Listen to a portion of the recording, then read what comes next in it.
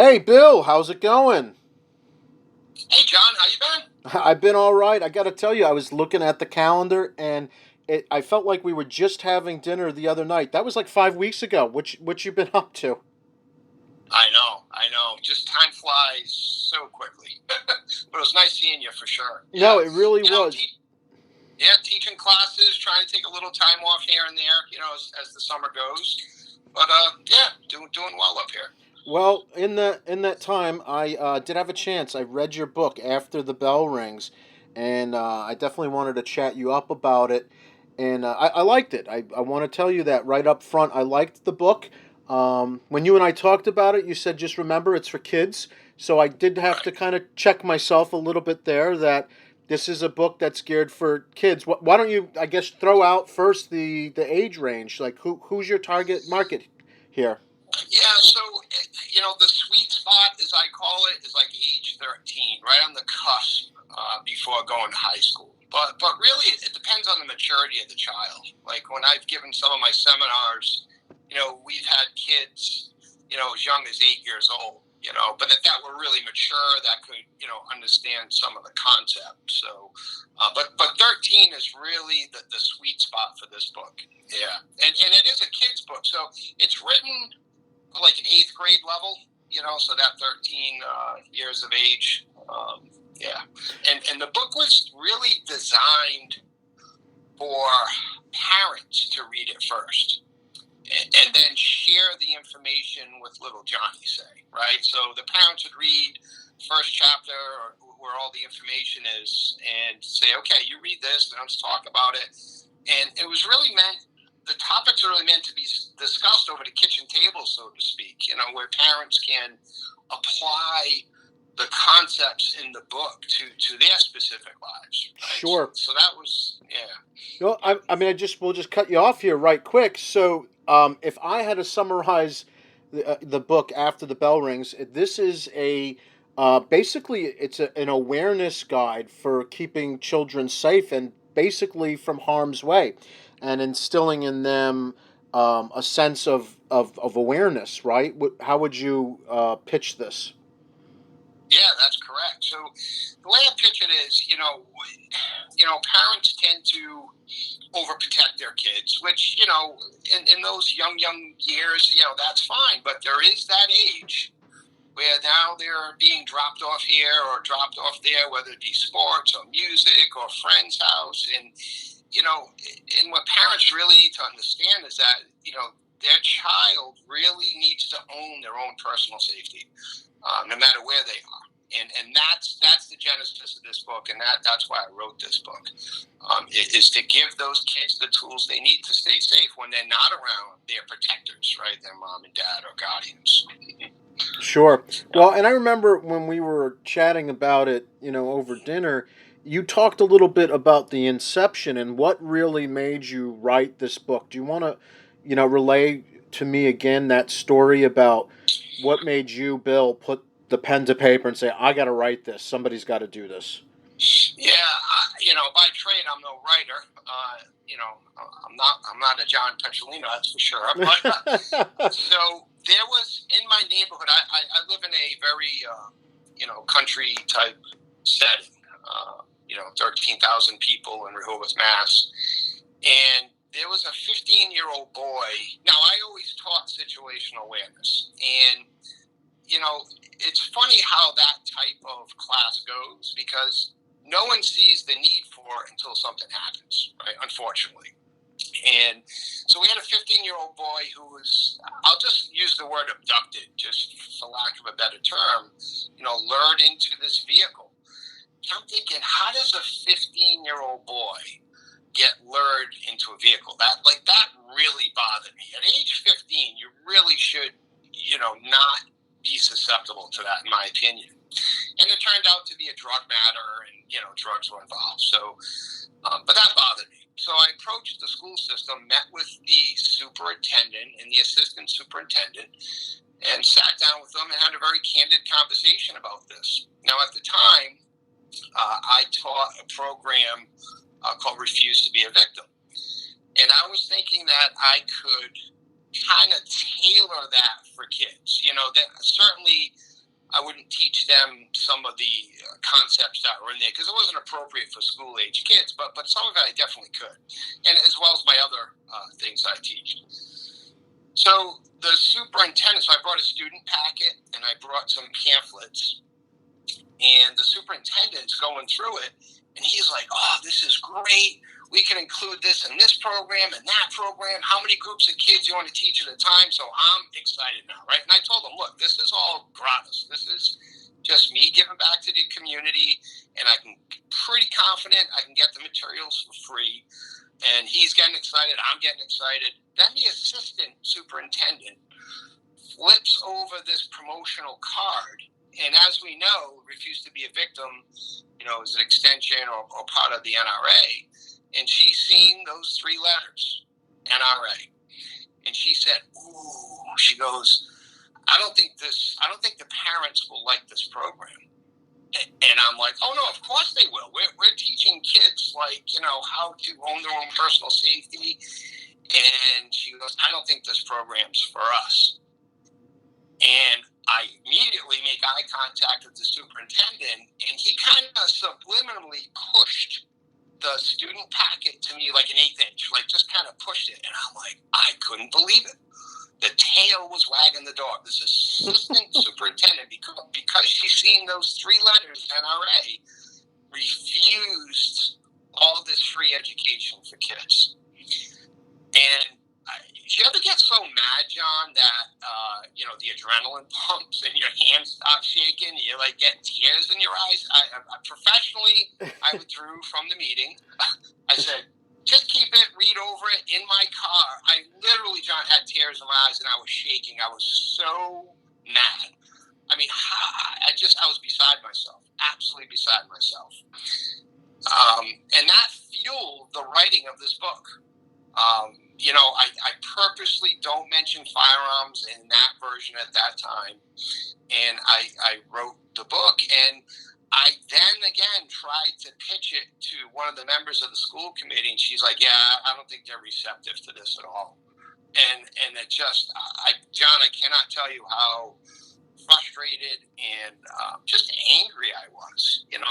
How a school system can just brush this off so cavalierly, Right, but that no, go ahead, Bill. No, that fueled the writing of it. I didn't stop. Every night, because I would train during the day or do whatever, and then every night I'd be banging on that laptop. And that gave me the energy to write this book. So. Well, I think that's great. I mean, you saw a void, you saw an issue, and instead of just stewing in your anger and being mad at the world, you took that, you harnessed it, and you turned it into a product. And I don't mean a product as in a saleable product. Yes, it's for sale, but I mean this is a viable, tangible good. It's a commodity. We've got 114 pages or 112 pages of content that's all geared towards keeping children safe. And there's nothing in here that I found to be offensive or really, I didn't find anything in here to be a projection. So I don't feel like Bill Dalpe, the firearms instructor, is trying to project his gunness on children. You are taking a look at this from the vantage point of the color code of awareness, right? And you're teaching kids how to adopt that and put that into their daily lives. And there's something that I saw that you did in this book with the color code awareness, and I think you know what I'm going to talk about. I want you to talk about your trademarked trust ring and what you did with the color code and what that means. Right. So the reason why I included the color code is kids, relate to colors, pictures. So I got thinking, I'm like, well, now let's talk about the trust part of it, right? When people immediately, like a coach, like a baseball coach, they see this person every day, and they immediately call them a friend, and they're not, right? They're acquaintance at best because they don't know about this person, and that's where a lot of bad things happen. And I'm not saying coaches in general, just in generally speaking, that most of these assaults happen from people that they know, and that's a very sensitive subject to talk about. So how do I convey that to a kid? Well, that's where I came up with the trust ring. And it's different color codes of different trust levels that you should have in people.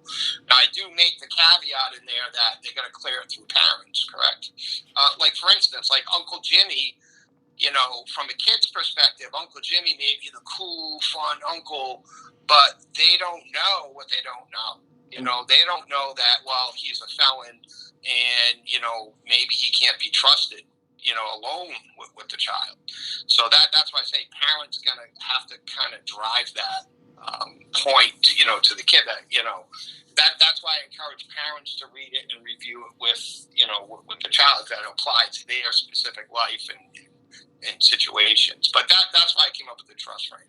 Because it's a very graphically pleasing way to convey levels of trust in different people. And I definitely think you nailed it.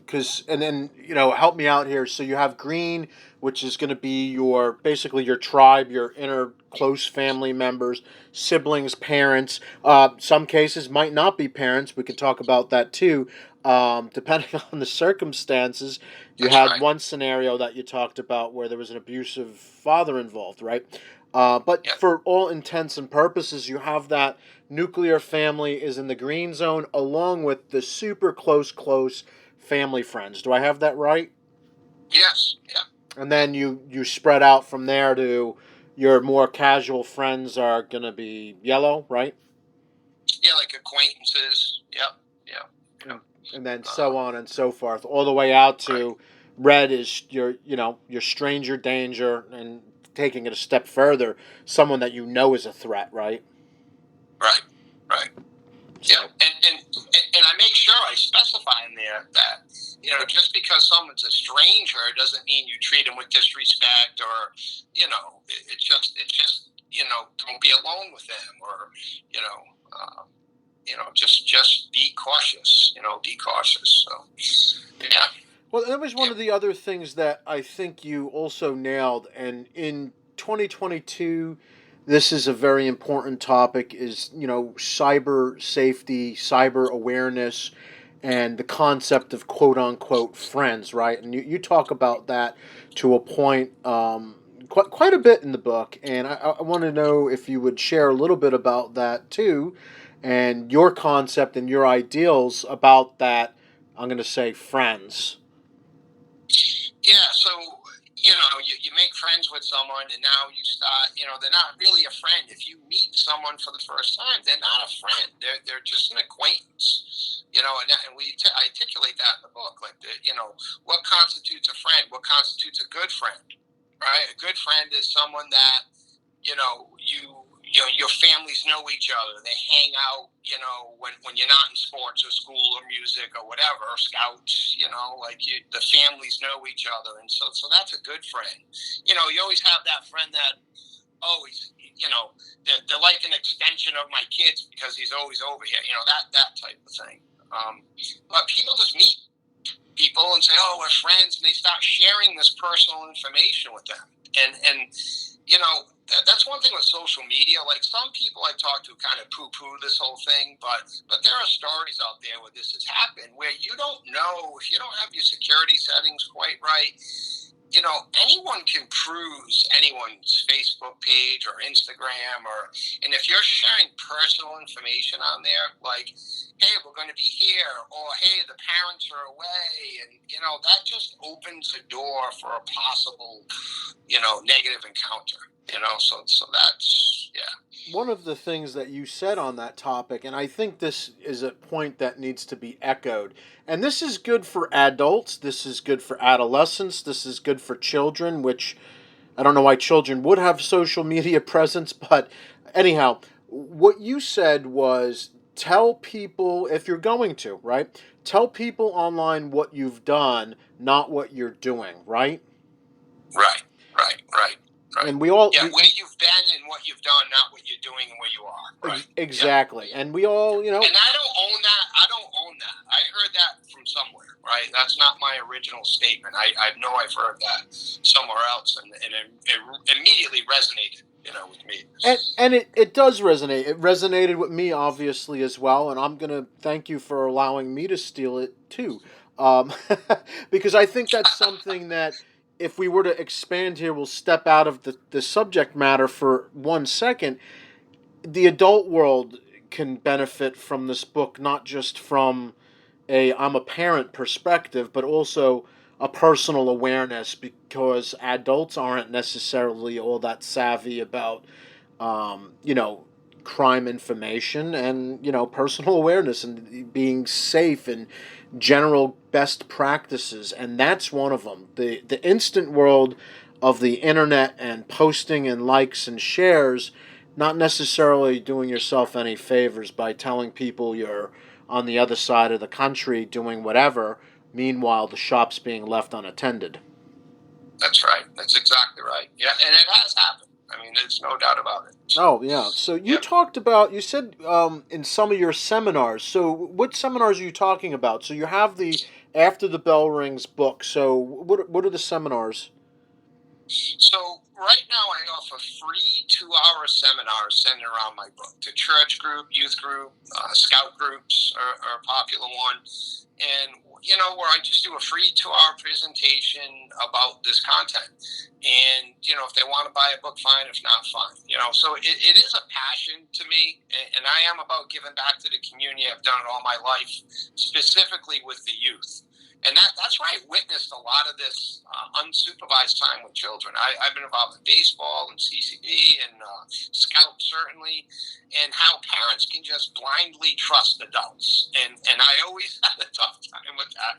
And the reason why I became a coach and a leader is because I would not just leave my child there. Like, I had to be there, right? It maybe at a distance, so I'm not hovering, but,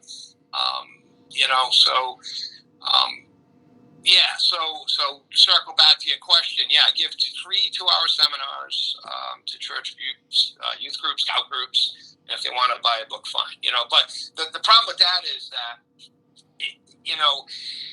if I got a bunch of 7 and 8-year-olds, and then there's a bunch of 13 and 14-year-olds that want to go in the same class, that almost doesn't mix. You know what I mean? Because the good part about this book is I can ramp it up for the age group. Right. For instance, like I teach a class that really has nothing to do with my book. It's called Developing Your Personal Protection Plan, and it's meant for teens going off for the first time, whether it's college or traveling abroad or just on their own, and getting into some of the adult content that I teach in other programs.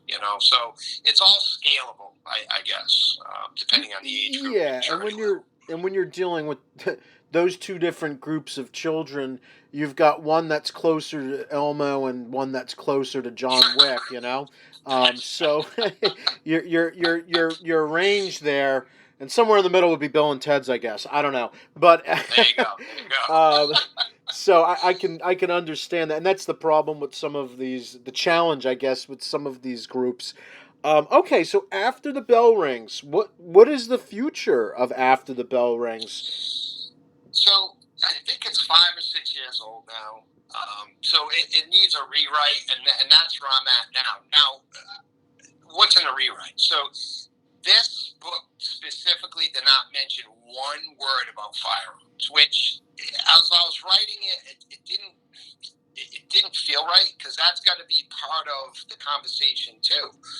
And you hear this like every week. Like, if little Johnny is over Timmy's house and Timmy's dad didn't lock his gun up properly, and Timmy's like, hey, look at this, we got to empower these kids to say, hey, look, no, that's not a good idea, and to have the courage to speak up, So, yeah, that's one of the missing components in this, is we need to mention firearms and firearm safety and proper storage, and if they do come across that situation, to empower them to not touch it. And another part of this is, if you notice in the book, because it was kind of like my baby at the time, my gem. So at the beginning it says you can't teach from this book.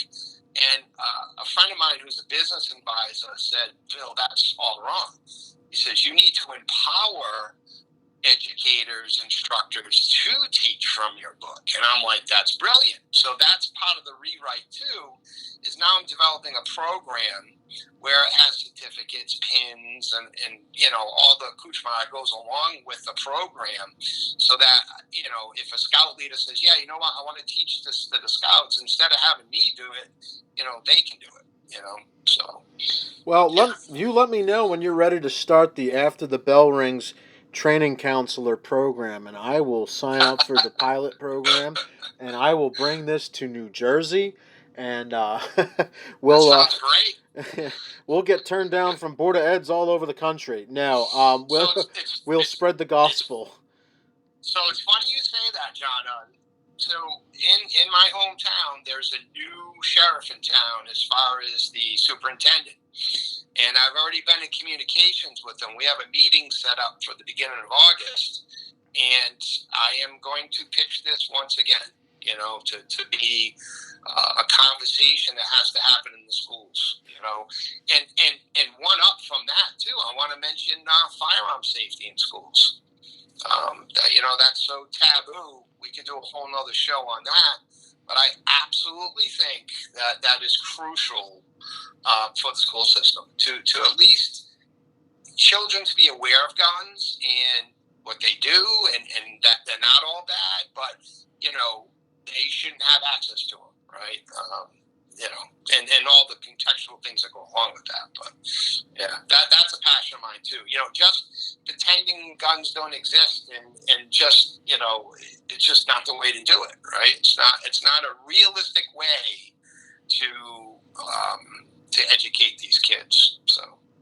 Right, and I agree with that ideology completely. You're best off educating, ripping the Band-Aid off, keeping the subject matter from being taboo, and engaging with your child on the topic. And I just think everybody usually fares much better that way. So, right now the book is for sale where? It's on Amazon as a Kindle, correct? And it's also on your website?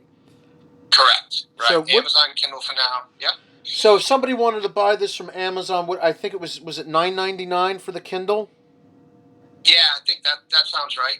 Yeah. And then if I wanted this in paperback, how much does this run us? I think it's $12 off my website. Okay, perfect. Which is it's patriotfirearmschool.com, and then you go to the shop page and it's on there. Actually, it's $15. Yeah, it's $15. $15. So you're doing a rewrite on this, and again, I don't know what your rewrite's going to look like, but I would recommend that people pick this up now. And are you going to take this book completely out of production after the rewrite, or what's the plan? No, because it's relevant. So it's going to be like a part 2 to the book. So there'll be some other methodologies, based on, the years of development of situational awareness. So there'll be some new methodologies. So it's meant as like a volume 2, we'll say. Okay, so that's really awesome. So I want everybody to go out there that's interested in this, that has, I would say, a tween age child to teen, maybe a little bit younger if you have a mature child, and give this book a look, because it really does have some great information, and I like the scenarios that you laid out. You've got a number of different scenarios with a bunch of different topics, ranging from the classic Home Alone scenario to dealing with the internet to, child abuse and straight up abductions. So all of it I felt was relevant, Bill. I appreciate that, John. Coming from you, that's a compliment. I really do appreciate that. I'm just excited also to see what else is going to come from you, because this is a good primer for sure to get the youth thinking about personal responsibility and safety, and again, the parents with the child. And I think that's really great how you market it towards that kind of dynamic where you want the adult working with the child through the material. Okay, so Patriot Firearms, right? Give me that URL one more time. It's patriotfirearmschool.com. And then up top, you'll see the shop button, and that's where the book's on the bottom of that page. Okay, that's perfect. And is there anything else that you want to add? Is there anything you want to pitch? Anything you have coming up or coming down the line? Yeah, no, I mean, I'm not going to pitch my school or any of that. I mean, it's patriotfarmschool.com. We offer a bunch of training there, so you can just go there. But, John, I just want to thank you for what you do in our circles. You are, the Penn Patriot, and I cannot thank you enough for having me on and doing what you do. Well, Bill, it's my pleasure to chat with you, and it was great breaking bread with you. I look forward to more dinners up in your neck of the woods, up in the land where the shot was heard around the world, and That's right. you know, hopefully we'll be dealing with a much freer world the next time we meet. It's certainly pointing that way. So, yes, let us hope. All right, Bill, have a good one. All right, John, take care. All right, bye bye.